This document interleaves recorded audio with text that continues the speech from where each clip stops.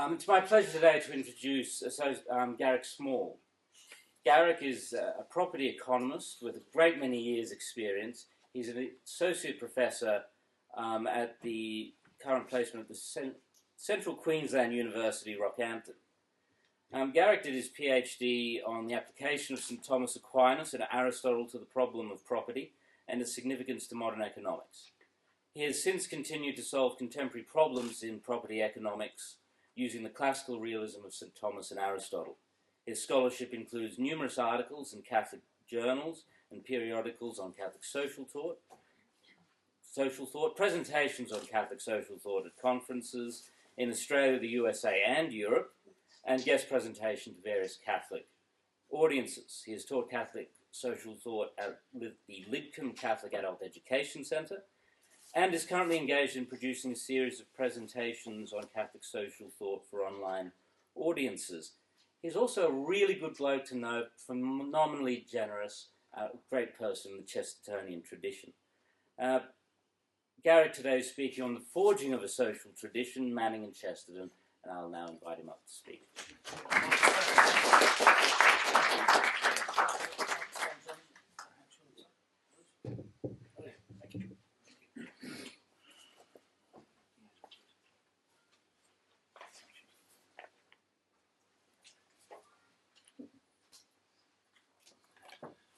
When you grow up, it becomes so much easier to read things when you put the right glasses on. Okay.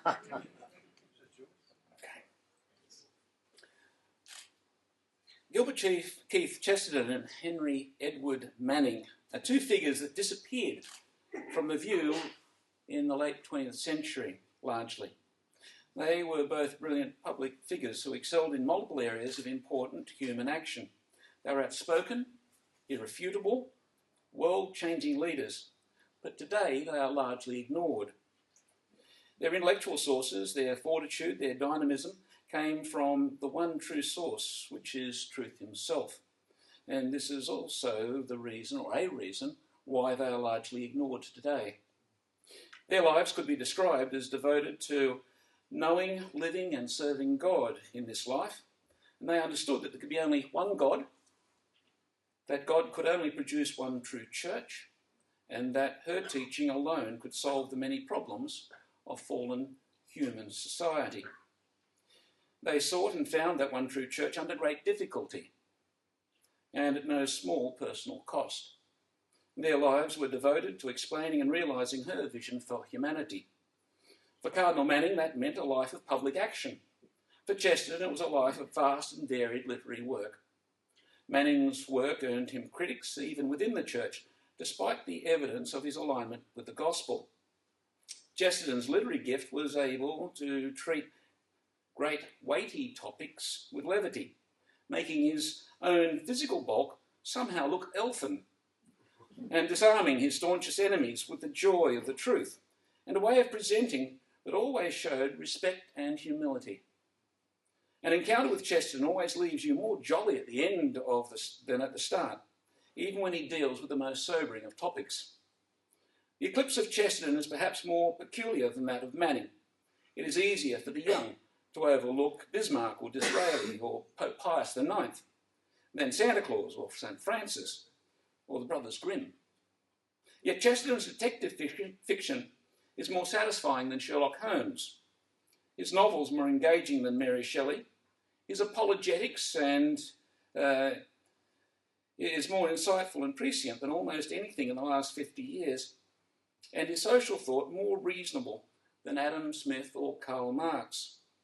Students do not read Chesterton's fiction or his poetry in literature. His defences of the church and her ways in apologetics or theology, or his social thought in economics. This is most telling in institutions that claim to be following the true Catholic intellectual tradition, even though much of his writing is much broader and more generally liberal than anything narrowly sectarian. Perhaps Chesterton is a victim of his intellectual integrity in an age that no longer believes in intellectual integrity. More than that, he complained about the fading interest in intellectual integrity half a century before relativism came to dominate the West or the universal scepticism of postmodernity. In the social sphere, he had outgrown socialism well before it manifested as the communist revolution in Russia. This does not mean he embraced capitalism, but rather recognised them both as the twin faces of the same root evil. In this comes another reason for his discreet elimination from the modern mind of our postmodern culture. In this he is joined by several other figures from the 50 years either side of the year 1900. One of the most impressive of those was the Catholic Archbishop of Westminster, Cardinal Manning. Henry Edward Manning was born into an Anglican Tory family in 1808. His father, William Manning, was a Member of Parliament and a Governor of the Bank of England. By 1850, Manning had risen in the Church of England to the post of Archdeacon of Chichester, with a reputation as a great preacher and one of the leaders of the High Anglicans. He took his faith seriously. As Archdeacon, he was active in personally visiting the parishes, and there is evidence that this was both an expression and a stimulus of his care for the ordinary man. As a High Church Anglican, his formal association suggested an alignment with power and wealth. But his friends also included Samuel Wilberforce, the son of William Wilberforce, a campaigner against slave trade and slavery. Manning was a man who lived by his beliefs and appears to have been one of those rare people who understands that the most authentic beliefs are those that are found rather than shaped by one's own needs. As a young Anglican priest, Manning committed himself to his people. Many were poor. He spent time with them and learned their poverty and their dignity. Unlike the general thrust of the English culture through the Anglican era, Manning maintained an almost medieval relationship with his people and their pastor. The Machiavelli revolution that reframed the prince as a self-interested tyrant had overturned the idea of the leader as father or patriarch. In the modern era, which has Machiavelli as its father, which has made fathers into tyrants and reformed the Christian community into an association of self-interested individuals. Christianity has always opposed this corruption of human social order by recognising that human social order is made in the image and likeness of the divine social order of the most holy Trinity. St. Bonaventure's understanding of the mechanics of the community of love, that is the Trinity, extended to its image, imprinted on the human soul. In that divine archetype, the Father Creator has all power and authority, but in an infinite eternal act of love, devotes all his power and authority to the good of the Son. In so doing, the Father is the eternal servant, who remains the eternal, omnipotent God, to be feared by all creation, while still being called Abba.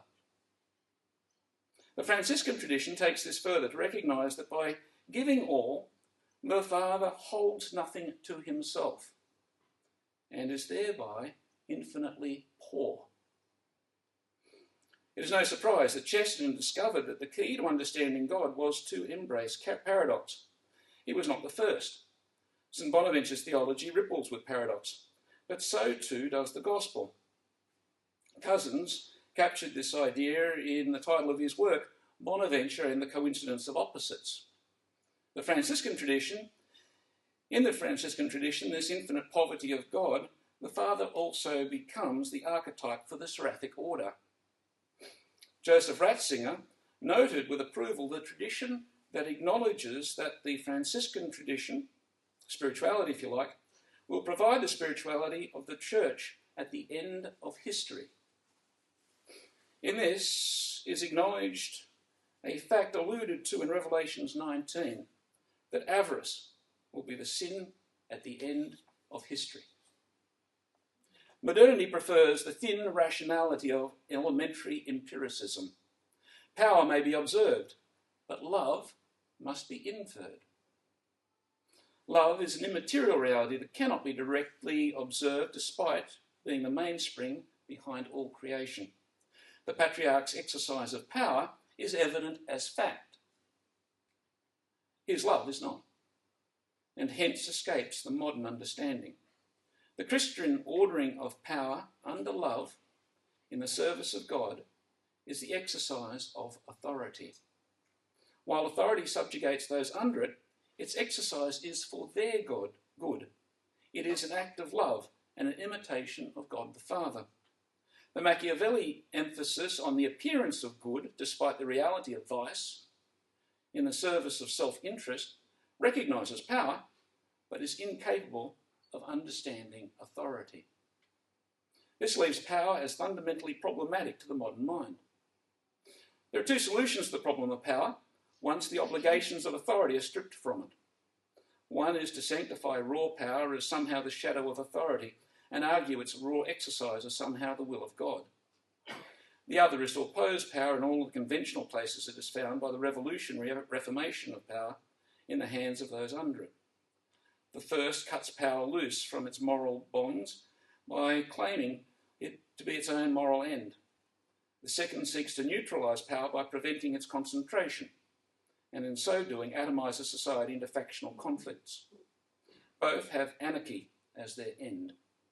The political right and left represent these twin expressions of Machiavellian social order. Both these solutions revolve about a preoccupation with man as an individual. Both are modern.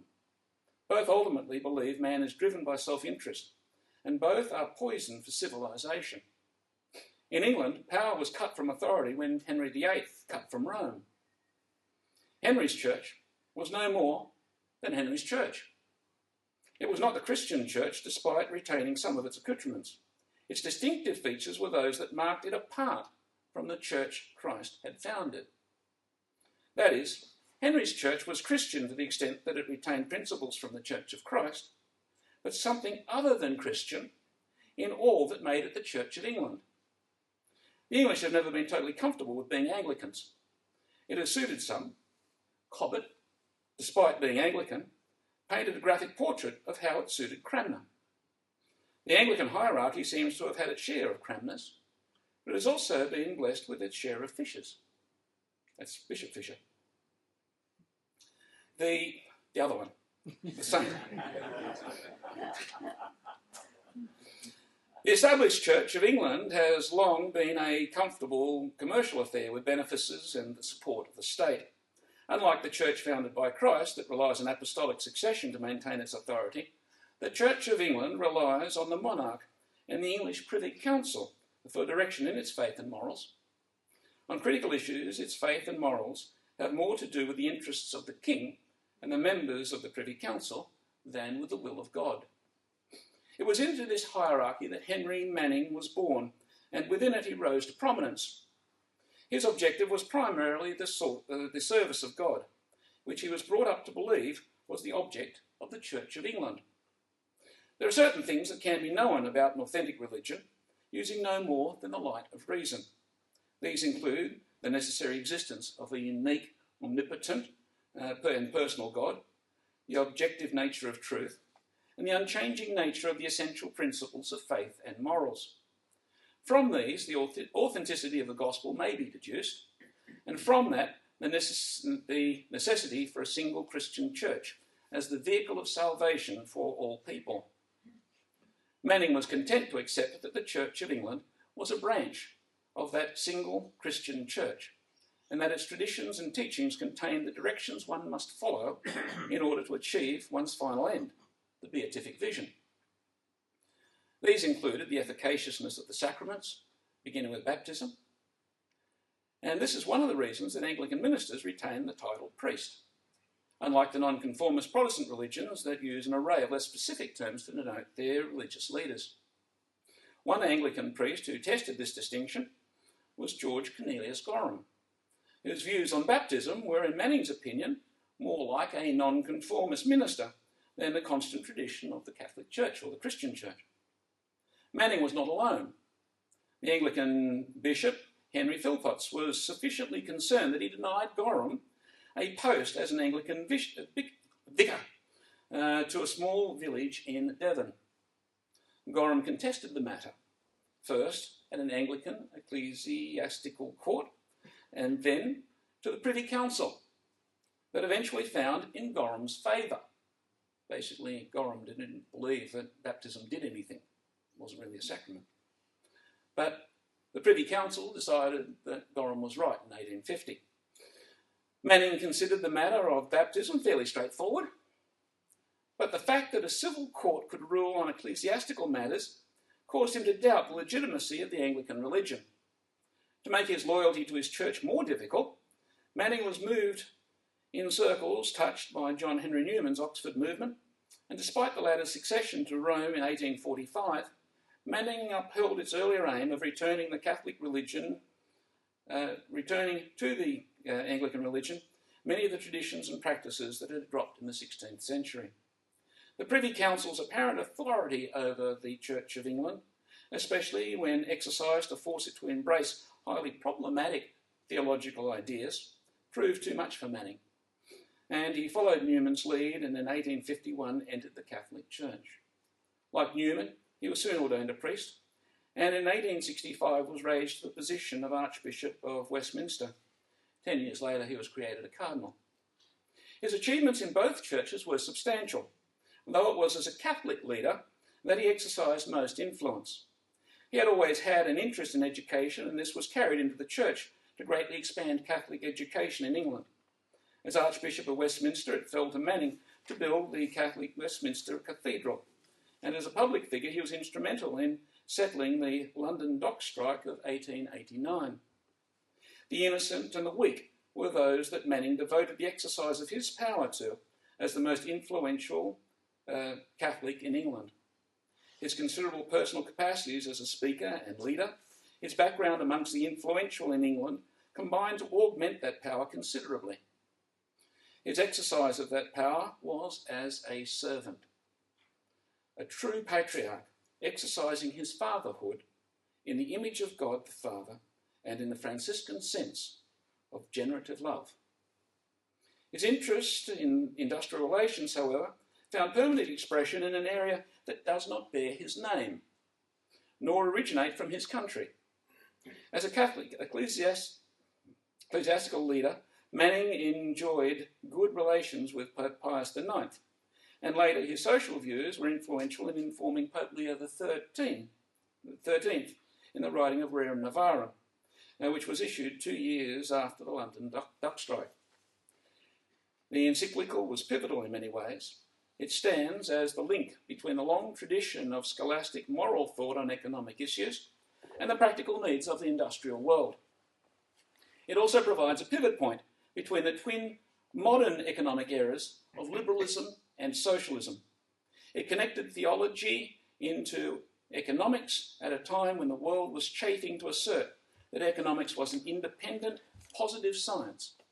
And it reminded the world that it was the family and not the self-interested individual that was the centre of the economic process from which economic production emanated and to which it was aimed. In all this, it revealed its godly origins in its ability to unite so much that appeared in opposition within the overarching framework of the gospel. Rerum Novarum was a truly great encyclical, and Henry Manning was one of its prominent intellectual architects. Manning was not alone. The German bishop Wilhelm von Kettler of Mainz also contributed considerably, and in so doing added the German perspective to the English. Germany had come late into industrialisation and the new economy that it accompanied. The story of Germany's economic achievements through the 19th century tend to be ignored these days, but it is almost impossible to understand the 20th century history without it. It is well known that the English commercial empire grew from the Elizabethan piracy championed by Drake and his associates. Henry's break from Rome fostered the Anglo-Spanish tensions that gave some inexplicable moral justification to the English plundering of the Spanish gold-bearing ships that crossed the Atlantic from the New World. It has been estimated that the entire trajectory of the English commercial empire can be traced with reasonable precision against a modest rate of compound interest applied to the gold that England stole from Spain. English commerce did not only thrive on compound interest, even though Henry VIII was the first king in Christendom to permit a licit rate of interest on a money loan, and in so doing overturn the Christian recognition of the immorality of usury. English commerce flourished by producing things at in low-wage colonies and selling them into high-wage European markets. In so doing, it grew rich by undercutting local wages in the destination countries and hence impoverishing most of their people. Nowhere was this more evident than in England itself. Throwing off the yoke of Catholicism in the 16th century meant that England could also throw off the Christian moral burden of a living wage. Experiments in undercutting wages had been progressing before in the 15th century, especially but not exclusively in England. This proto-capitalism was also the corruption of the guilds and has resulted in rendering an understanding of the guilds almost impossible, especially in the English culture. True guild practice involved recognition that a craft association held considerable economic power. Power always involves moral obligation. The Christian guilds understood their moral obligation to avoid using their power for self-interest, and instead freely chose to use it to deliver the optimum economic result for the community. It meant paying fair prices for resources, applying best practice to their craft, and charging just prices to their customer, all for the love of God, expressed as love of neighbour. Today, the idea of freely choosing not to exploit a business opportunity sounds ridiculous. Most people believe that humanity is simply not like that. It is not capable of the self-restraint that is entailed. While it is true that people with their fallen human nature have a weakness when exposed to occasions of sin, it is precisely the hope that through grace and the embrace of morality, people can act in a civilised way. The same mechanism applies to other areas of the moral order. To walk down the street at night in an uncivilised part of town is to risk being victim to rape and pillage.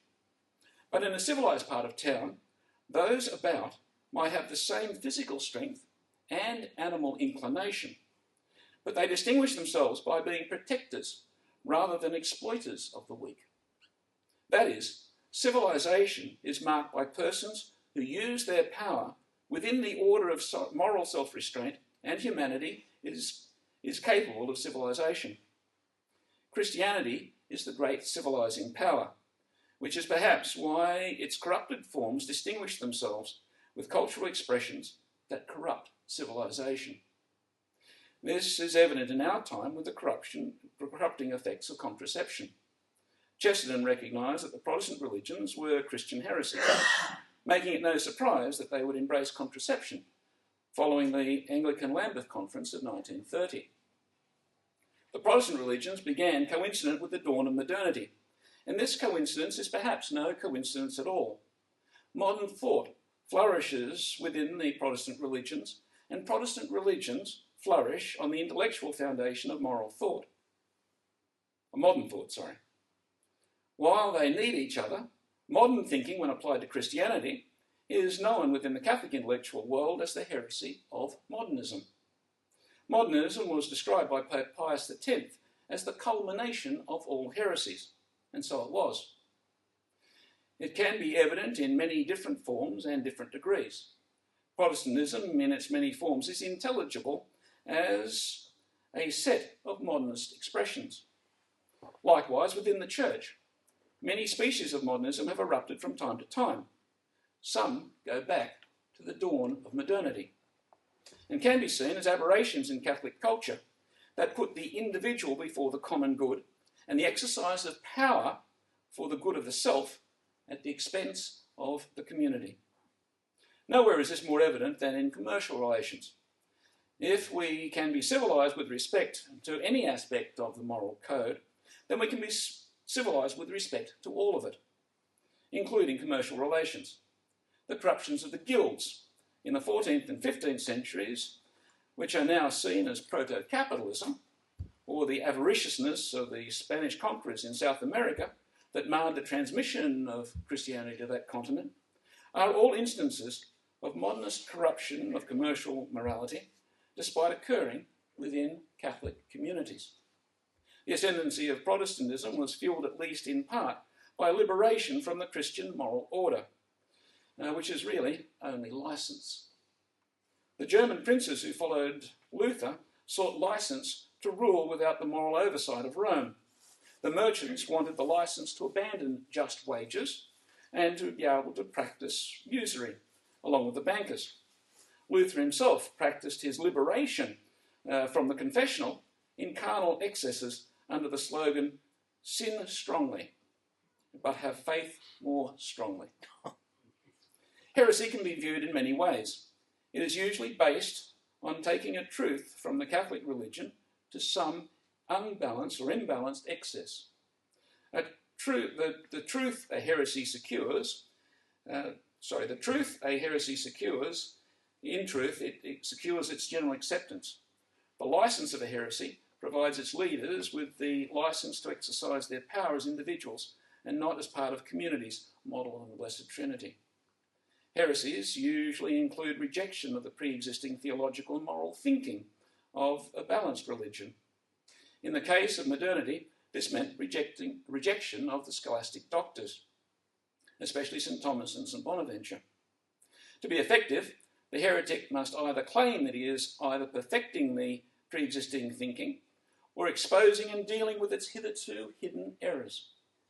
Modernity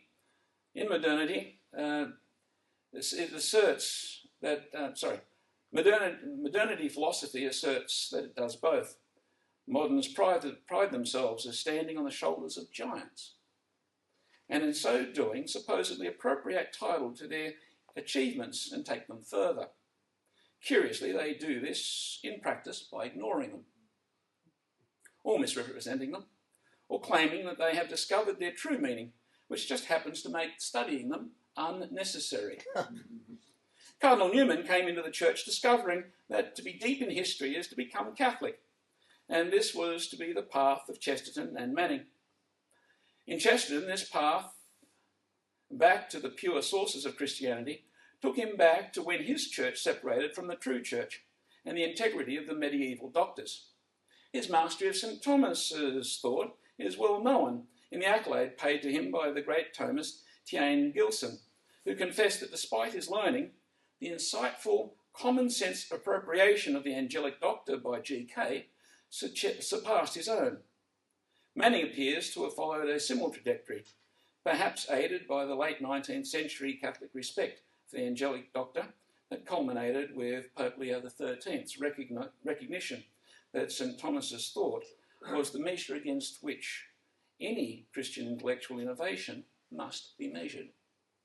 It is no surprise that the practical demise of the Catholic Church in recent decades has been accompanied by the practical elimination of St. Thomas from the syllabus of Catholic places of learning, either out of downright contempt or the strange belief that the presentation of his thought needed fundamental correction that has resulted in its practical elimination. These attitudes have a simple explanation: the heresy of modernism, though its mutating manifestations have proved hard to identify in the timely way demanded by these troubling times. Pope Leo XIII did more than establish St. Thomas as the reference point for Catholic thought. He is better known for his great encyclical Rerum Novarum that initiated what is today known as the Catholic social thought tradition. Rerum Novarum can be viewed itself as no more than a restatement of the economic thought of the medieval doctors, adapted for the commercial situation of the time. In a sense, Rerum Novarum is refutation of aspects of the de-civilizing moral aberrations that have crept into the West on the back of the modernism that undergirded the Protestant religions, as well as infecting the commercial practices of some people within Catholic communities. Manning had seen this firsthand with his work amongst the poor in England, both as an Anglican and as a Catholic. He recognised the necessity for a return to the moral direction that was available from the medieval doctors. That is, he recognised the need to reject a form of moral modernism that had unravelled Christian civilization in the social arena. This unravelling should be evident in the history of this land, our land, New South Wales, populated as it was during Manning's lifetime and a little before, with victims of the savage power unleashed by England's commercial moral modernism. The fact that the richest and most successful economic empire in the world was unable to build sufficient prisons for its own desperate poor and had to start a prison the size of a continent and called New South Wales should be sufficient evidence to suggest that something was badly wrong in Merry England. Manning saw it initially in the failure of the Church of England to measure up as a Christian church, and later as a course of action to correct it.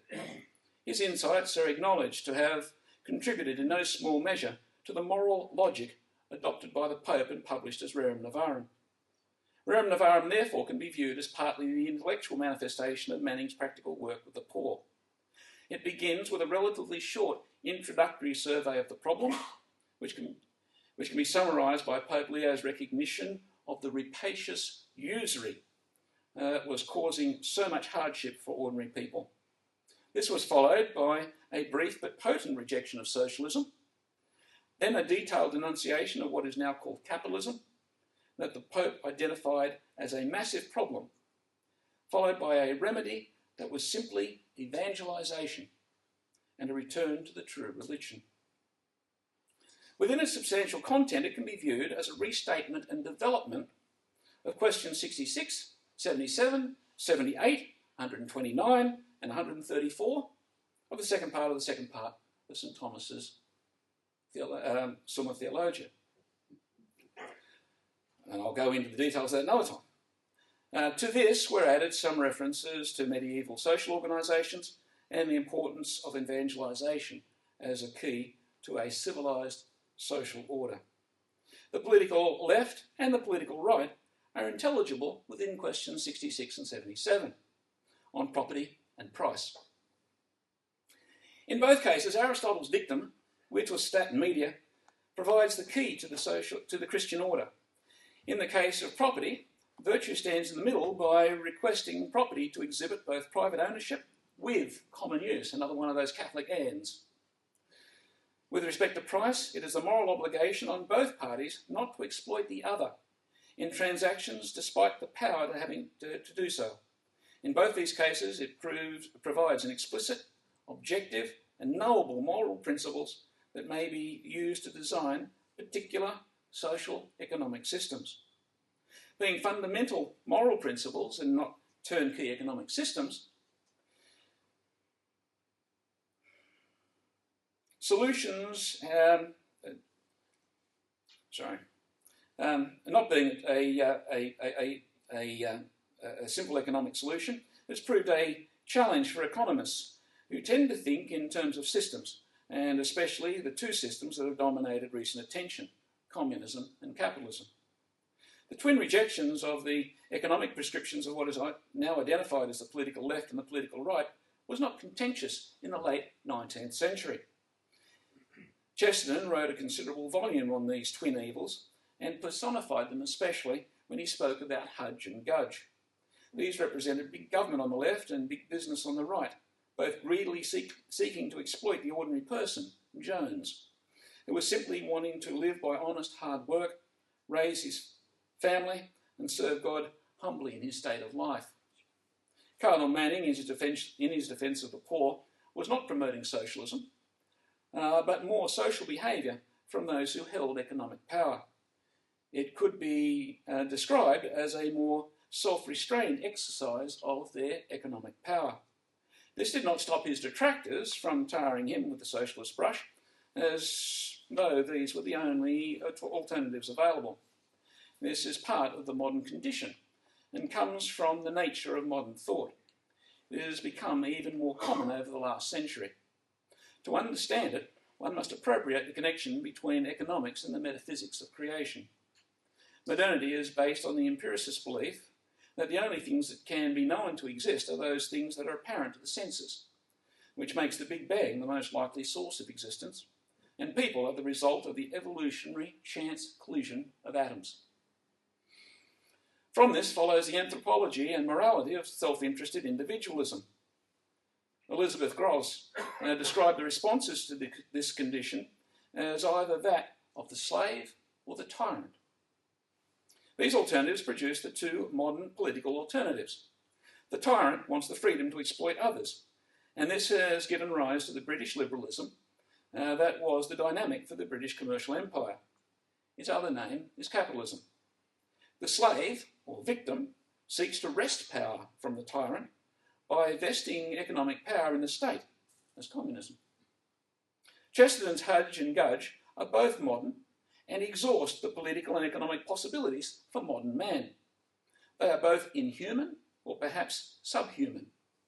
Their solutions to the economic problems both claim liberty while relying on external forces to constrain people to moral action.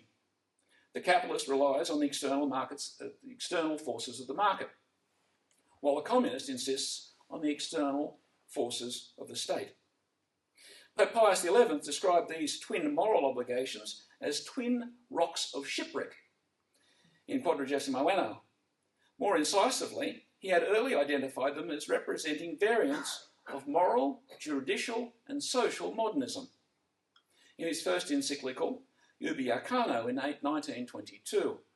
That is, the economic systems of the political left and the political right that Leo XIII denounced are not merely moral errors, but the fruit of that virulent heresy which was first evident in the 19th century and appears to have been never suppressed. Pope Pius X is remembered for his attempts to define and remove modernism from the Church, especially in his encyclical Pascendi Dominici Gregis, 1907. However, a close reading of it reveals that his target was modernism applied to theological matters, such as the efficacy of the sacraments and the reality of miracles. Cardinal Manning was aware firsthand of the moral modernism of the right of politics in the Anglican inclination towards commercial success theology of British liberalism. In our time, this is often labelled conservatism, and it is evident in a lack of solidarity with the economically weak. Chesterton's Gudge is a right-wing, moral, social, and juridical modernist. It is a position that Max Weber associated with Protestantism. Chesterton's Hudge represents the big government of the socialist on the political left. It is no less a rock of shipwreck and a form of moral, juridical, and social modernism.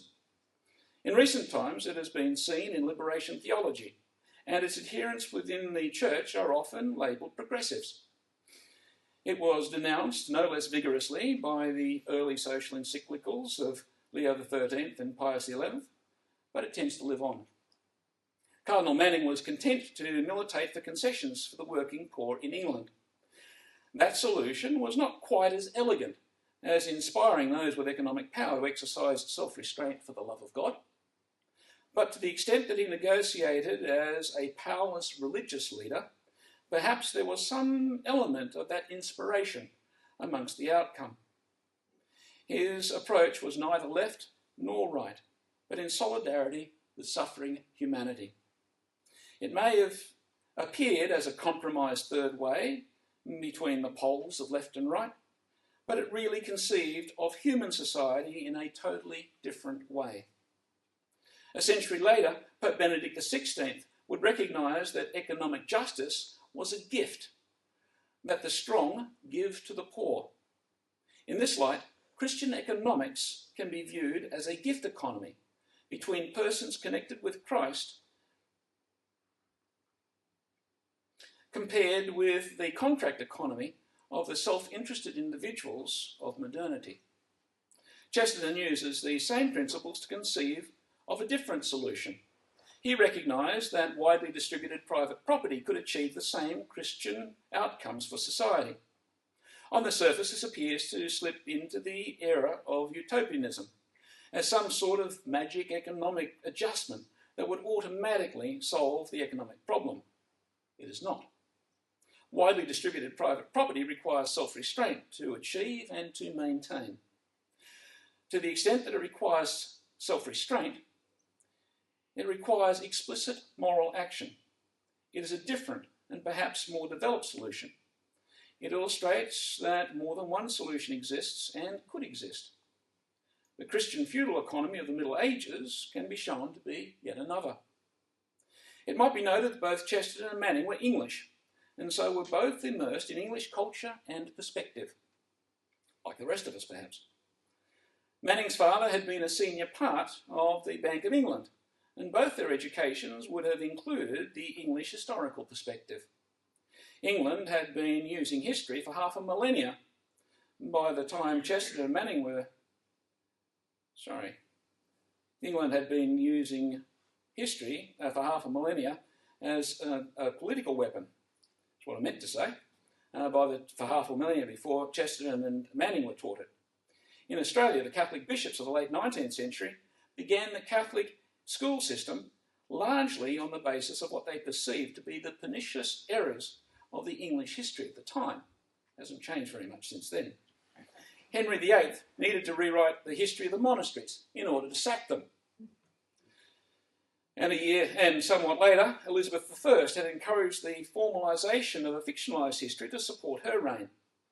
David Hume largely supported himself on the income he derived from The History of England that he wrote in the mid-18th century, which Thomas Jefferson described as poison. It nevertheless became the standard reference for English history from then on. Both Chesterton's and Manning's interest in social issues was based on the English experience of capitalism. Their militancy was in part drawn from an awareness of the historical defects in that system. This was especially evident in Chesterton, whose promotion of William Cobbett, as well as his own historical writings, reveal a connection to English history as truth, in contrast to Hume's history as ideological apologetics. Thorold Rogers, in 1884, wrote the 6 Centuries of Work and Wages, the history of English labour. He was no friend of the Catholic Church, but he demonstrated the social failure of the English system of liberal capitalism. And although being anti-Catholic in his outlook, he was honest enough to recognise that the Reformation had been devastating for the English poor, whose condition deteriorated progressively until the desperation of the 19th century produced a political rebellion to that system that eventually erupted into communism. What is often ignored in the English world is that example of industrialisation that was not marred by British liberal capitalism, and which developed on the continent through the 19th century. Germany was late to industrialise. It had been racked by the Protestant rebellion under Luther, but eventually returned to its Catholic character. It had been aware of the damage being done to its internal economy by cheap British imports that had the effect of driving down its wages and endangering its local productive capacity. Its response was to recognise the macroeconomic importance of the living wage and the necessity for protecting its domestic productive capacity. Bishop Wilhelm von Kettler was amongst those who contributed to the German economic policy at that time. Pope Leo XIII also relied on von Kettler's insights in framing Rerum Novarum. The German approach was relatively simple and can be reduced to perhaps 3 policies. First, apply self-restraint against the temptation to buy cheap goods produced by quasi-slave labour, and domestic wages will not risk falling to quasi-slave wage levels. Second, ensure the majority of the population have good wages because these wages will be spent on domestic goods and strengthen domestic productive capacity in businesses. Third, encourage quality production as a service to the community, which will improve overall utility, reduce waste, and maximise the overall objective of providing the material means for a good quality of life for the entire community. The German approach was essentially Catholic in its principles and outstandingly effective in its economic performance, even though it was operating well before Rerum Novarum was written. It was also frustrating to the ambitions and requirements of the British commercial empire. British liberalism required ever-expanding sources of cheap labour and ever-expanding markets to dump their cheap products into at a profit. The Germans were blocking the second part of that equation, though the tensions that erupted as a result are beyond the scope of this paper.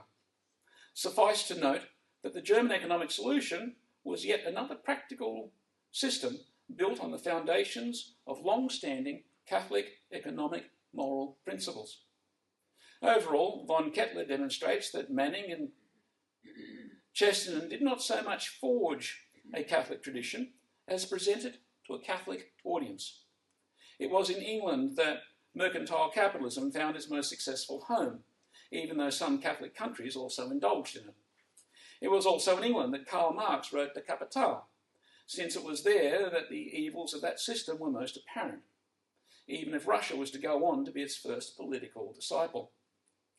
The connection between aberrant economic organisation and modernism deserves further attention. Pope Pius XI's twin moral modernisms have been largely ignored, but there is evidence to suggest that they provide a key to understanding much of the last half-century of changes in the Catholic Church. While it has been demonstrated here that Chesterton's Hudge and Gudge represent the progressives and the conservative moral modernists in the economic realm, in the theological realm, these can be shown to represent very similar. The progressives in the Church today promote immorality in family affairs, which can be shown to rest on modernist foundations. The conservatives in the Church tend to be aligned with economic immorality, which can also be shown to rest on modern foundations. We tend to be immersed in a culture of modernism that makes it difficult to penetrate back to an authentic understanding of the truth that the Son of God promised to his Church. It is an important hint that lies in those, an important hint lies in those who are remembered and those who are forgotten by the various parties. If Chesterton, St. Thomas, Cardinal Manning, perhaps along with a host of other Catholic intellectuals, and I've got in brackets here Popes Pius IX, 10th, 11th, 12th, Christopher Dawson, Edward Carl, Garrick Lagrange, Austin Woodbury, Amintore Fanfani, Cardinal Ottaviani, and a number of others, are being forgotten by a faction within the Church, then it is a sign that that faction is not aligned with the Church of those people. Chesterton and Manning were distinguished by their courageous determination to seek and live the truth, despite their education, despite their culture, and the religion of their birth. They were powerful forces to bring Christ's Church back into the country of their birth and the culture it had spread globally. They lived and promoted the perennial social message of the gospel within a modernist environment and succeeded to shine the light of truth. Their message for our time should not be ignored, nor the parallels between their situation and ours. Thank you.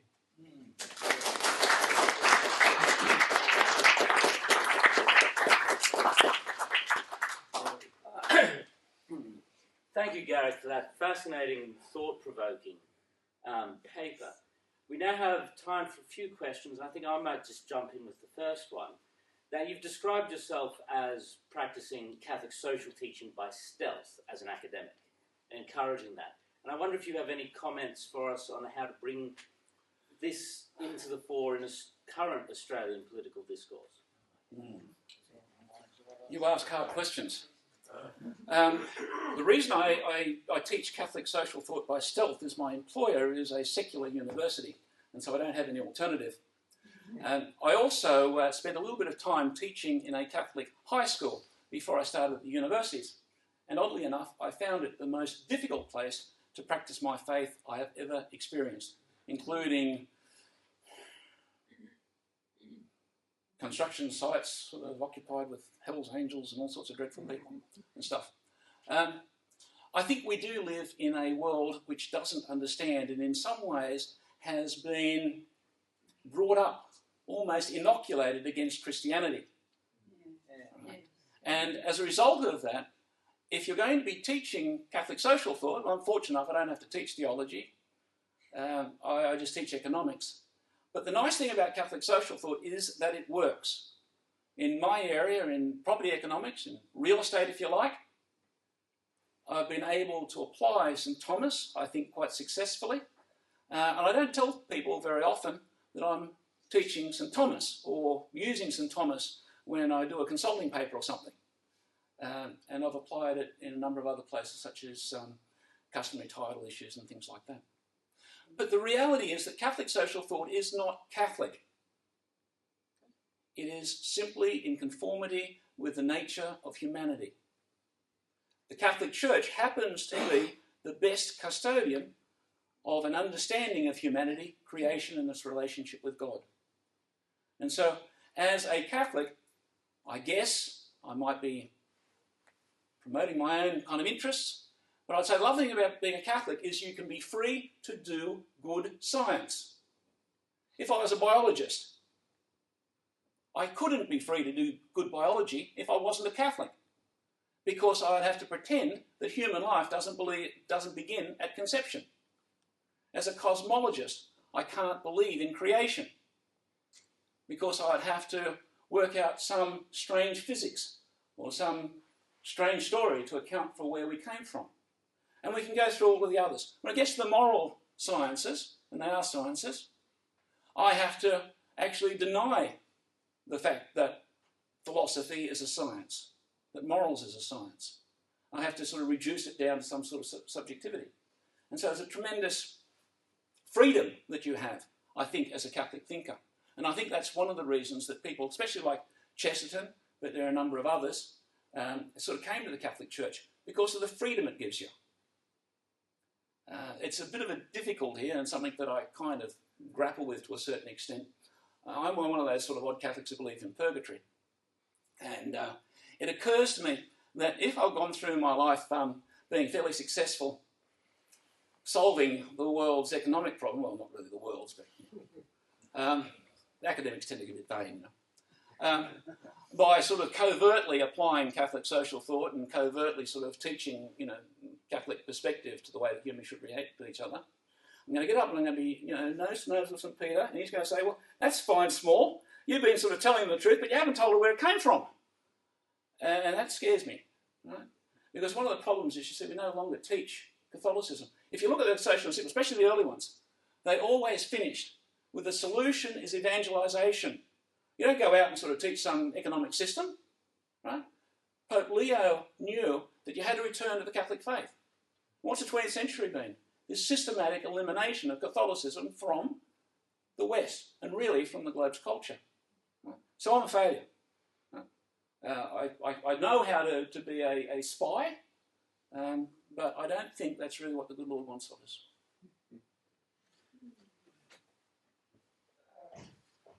Thank you very much for the illuminating talk, particularly your overview of the beginnings of modernism, going back to the time of the English Reformation. I'd just like your thoughts on something I'm about to say, which may be considered controversial, and that is the real proto-modernist in terms of taking what could be said to be traditional beliefs, sweeping away everything, and imposing something by force, which was quite contradictory, was the Prophet Muhammad. Is there any, do you think there's any type of philosophical continuum between what he did in Arabia and what happened centuries later in Europe?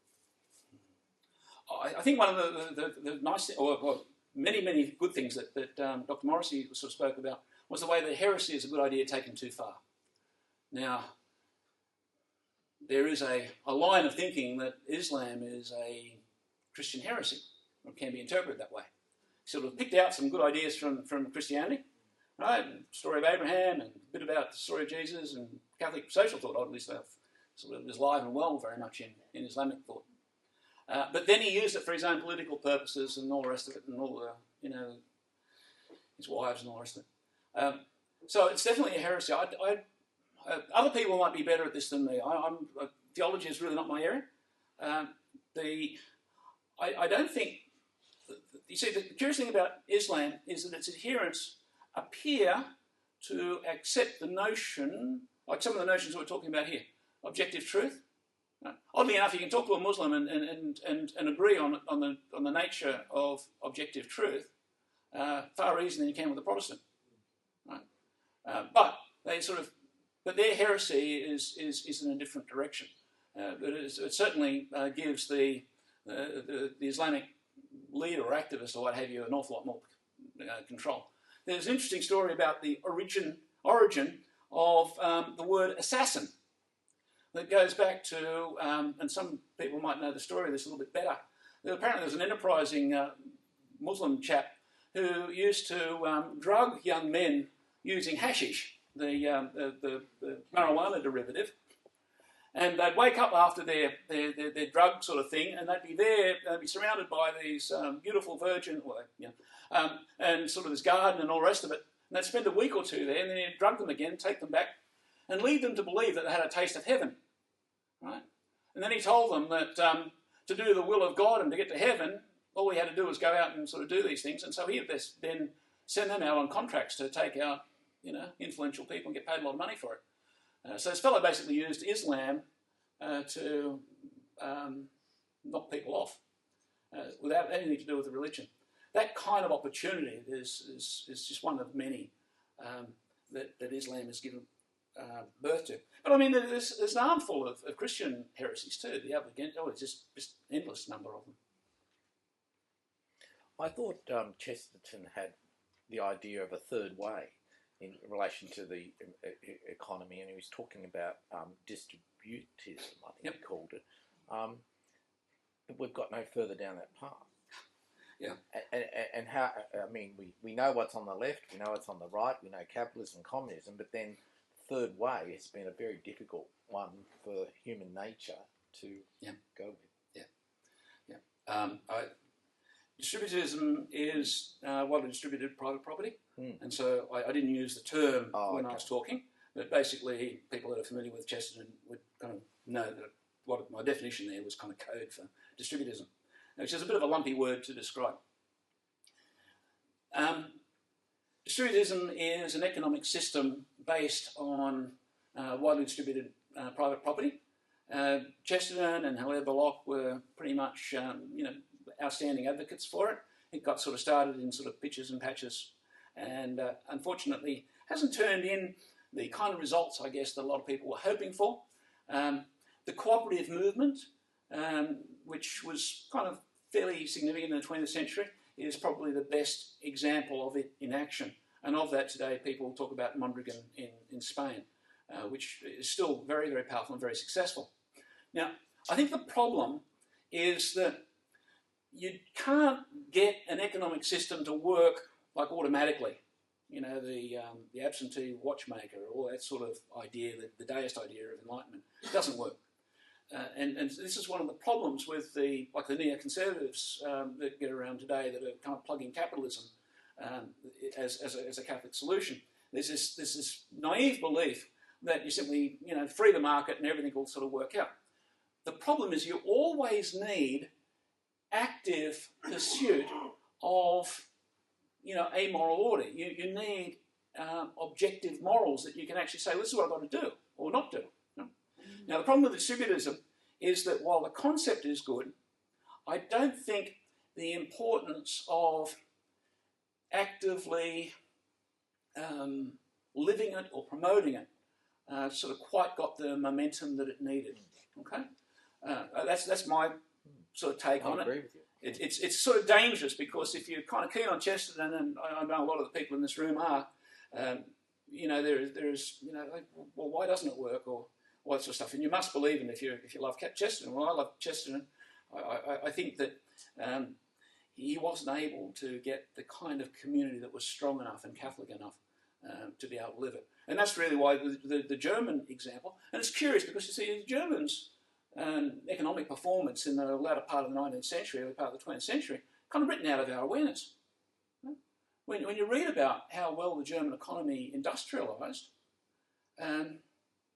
it's spectacular. And largely that was an example. It allowed large businesses, but it still, property was sort of more widely distributed. Peter? The economist Henry George had a lot to do with Leo XIII. He did. Are you not suggesting that he could solve some of these problems? My point here is that it always requires moral self-restraint, because that's part of the dignity of how God made us. He didn't make us to automatically follow him. That's what Henry George says. Yeah. It seems that, and I think there are people in the room who can answer this question far more interestingly than I can. I can only give you my perspective, and it's probably limited.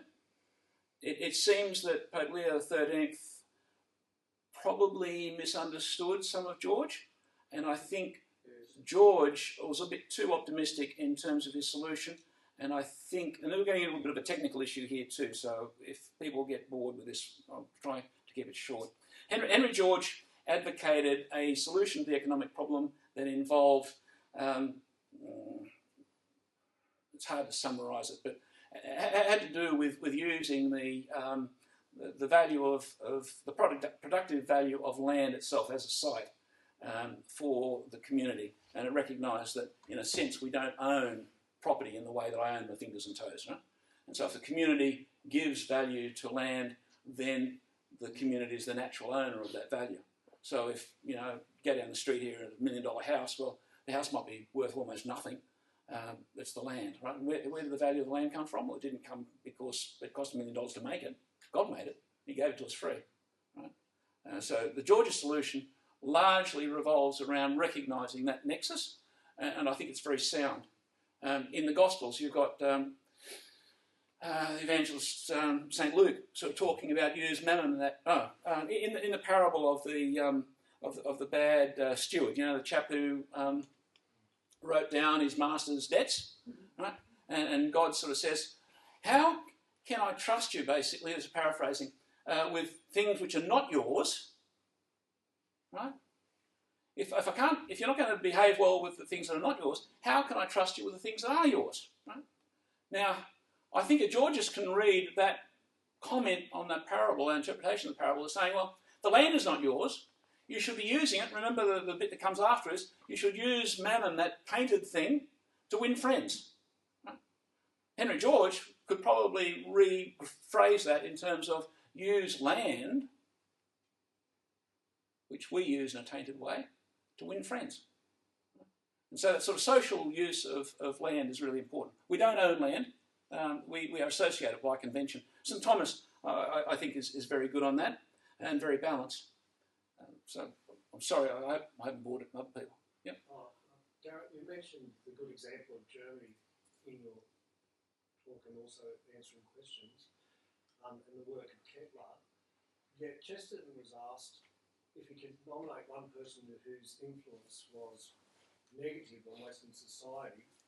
He nominated Frederick of Prussia because he inaugurated an interventionist state, and state being an individual. So how do you reconcile Kepler's work with what became of Germany, which was, you know, a very powerful authoritarian state which had terrible results in the 20th century? Is that the difference between Protestant Prussia and Catholic Bavaria? When I was taught English history, you know, like the history of the kings, you know, you kind of go down through all that stuff you do in middle high school when you're really old, or when I was like back in high school. There were these pretenders, right? And the pretenders were the bad guys. I mean, I went to a Catholic school, so I was taught sort of Anglican history, basically. Now, it was only in later life I came back and I thought, well, actually, the pretenders, by and large, were the kings. Right? But the way I was taught it was they were the rogues, they were the bad guys. Now, when it comes to the interpretation of this stuff, you know, an ordered society is not necessarily a free one, in that there are, you know, just a million sort of conventions that we adopt freely in, you know, our daily life. The fact that the Germans saw a more explicitly ordered culture, if you like, I don't think in itself is a bad thing. It's a matter of what its outcome is. Remember, the exercise of power, if it's for the community, totally different if it's for the self. Now, the English weren't especially fond of the Germans, and there's a view that when the Germans tried to build a railway to connect Europe to the east, and basically take the Suez Canal and the British control of it out of British hands, we get Lawrence of Arabia, First World War, stuff like that. Right? Now, are you sure that our account of German cultural corruption is exactly what it was? It's worth studying. I think it would be a bit dubious to say there's nothing in it. One should remember that Bismarck went out of his way in an elaborate fashion, not to promote Catholic ideas, but to suppress them, Oh, sure. to prevent the free exercise of religion. And it is, I think, I'd have to disagree with you, it is not a good thing to exalt unthinking obedience to the state above a free, rational exercise of freedom. And that is a deformation of the German mentality that was heavily emphasized by the 19th century unified German state, because they'd grown up with a series of, as it were, self-loathing, if you like. They couldn't stand the idea, or they were told they shouldn't stand it, of the traditional small-scale, small jurisdictions and principalities that had made up the Holy Roman Empire. It all had to be central, it all had to be glorious, and as for freedom, forget it. The emperor is in charge, but really he is the emperors of the late 19th century were decorative military people, and Kaiser Wilhelm was a totally ineffectual war leader when it came to it. But the people who held the power increased the power, and the populace of Germany was totally under their thumb. They had been educated to believe one must obey die Obrigkeit, authority. No question of it. You may be right in much of what you say about the, you use the word modernism, about the throwing off of Catholic authority. Of course, it was wrong to throw off Catholic authority, but as the Church recognised at the Second Council of the Vatican, freedom and freedom to practice religion, among other things, is essential to the rightness of human life. A compelled servant is not really living human life to the full. The Germans were a very effective lot of compelled servants, and the world has suffered from it. I mean, I really think there is more to what you were talking about than what you very interestingly said. Very good. I'm afraid we only have time for one more, so we'll go with John, because otherwise, well, lunch is about to start. I think in regard to Henry George, that when we look at the land problem today and the enormously high price of land, that we have to look again at Henry George's solution. And I would say that is the solution to this very important question of land. By the way, often when I sort of talk about the work that I do, as well as covert Catholic thought, I also am a covert Georgist, or post-Georgist, I guess, because John would probably have disagreements with me. But I think Henry George does have an awful lot to offer the economy. Okay, and I think we've got one last comment from Andrew Wood coming up to... No comment. No comment? No comment on the... Sorry to butt in. Today I had available for purchase some of Dr. Woodbury's texts. Just standing out there asking a few people that came up to the table if they knew of Dr. Woodbury, I was quite surprised that some didn't. So I asked Carl if I could just give a little bit of a spiel about who Dr. Woodbury was and what I'm offering today. Dr. Woodbury actually founded this very property as the first Marist seminary in Australia. And he also founded the Aquinas Academy in the city at St. Patrick's Church Hill in 1945, and he taught philosophy and theology courses to lay people for the best part of 30 years. His texts, he wrote around about 5,000 pages of philosophical and theological writings, which have never been published. One of the reasons why is because of the intricacy of the texts, most profound texts, and I've been working on trying to get them published, and I have 6 volumes here for sale today. They were only printed last week or the week before. So if you could like to come and have a look at the text at least, but if you could actually purchase some, that would be great to assist us in trying to get the whole job done of getting all of his works published so that we can finally get them into research libraries around the world. I believe that it's a fantastic project, that it's something of great intellectual value for the Catholic world and indeed for the world en masse.